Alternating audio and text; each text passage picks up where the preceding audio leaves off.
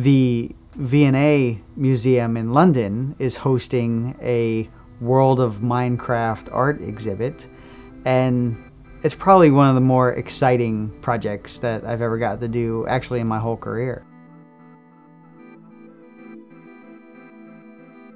I'm Greg Aronowitz, and I make stuff, all kinds of stuff, mostly stuff for movies and television. I've had the good fortune of becoming the go-to guy when Mojang wants to bring their digital world to the physical world.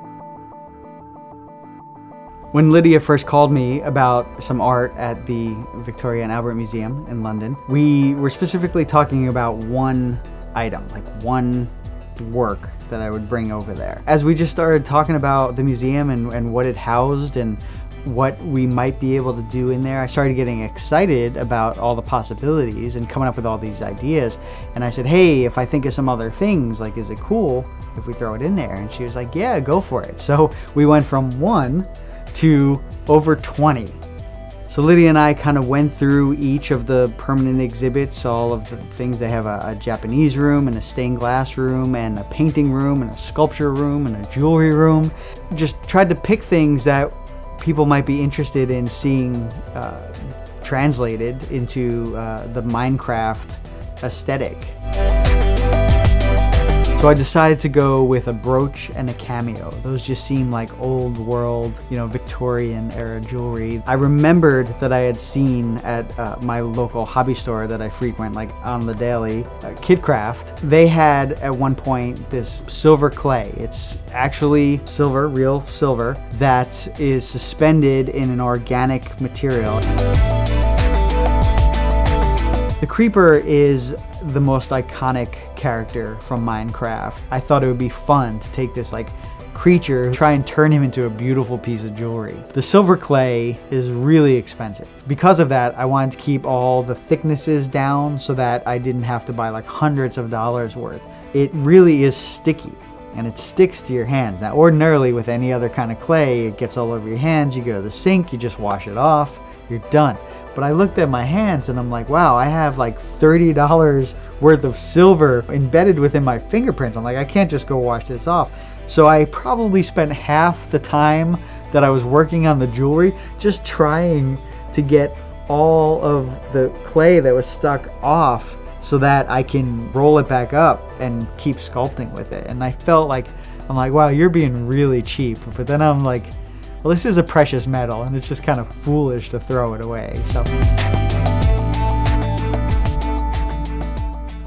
for the second piece of jewelry, I wanted to have the same scale, the same feel, like they were a set, but I also wanted a completely different kind of jewelry. When I think old world jewelry and kind of lost arts, the first thing that comes to mind is cameos. I think that they are some of the most beautiful works of art ever made. They're so delicate and intricate and small. The biggest decision was what character to portray in the cameo. Thinking about it, I decided to go with the chicken. Notch and I have had a lot of chicken conversations and a lot of chicken experiences together. I thought it would be funny to kind of immortalize this annoying animal and make it this beautiful piece of art. When the silver clay was fully dry, it was time to fire it. You need a kiln, and I don't have a kiln. So I went to Kidcraft, took 2 hours, and it was some ridiculous thing like 16,000 degrees or something. I don't know, it was super, super hot. It burns out all the material and just leaves the pure silver. The trick with sculpting a cameo is creating that bas relief so it looks like there's a fully dimensional character, but it's actually really low relief. But also to be able to model the translucent material so that you can at certain points see the pink come through it. That to me is what makes it look more like a true cameo. The last step on the creeper was just inlaying the enamel. So I went with a translucent enamel too, because I wanted, when light hits it, I wanted all of that silver to come through, even the color. Having work I've created being displayed at the Victoria and Albert Museum is definitely a dream come true. And being able to share it with the Minecraft fans just takes it to a whole new level. As a kid, I dreamed of being able to have my art in a museum like this, and it was Star Wars and Wizard of Oz that inspired me to be an artist.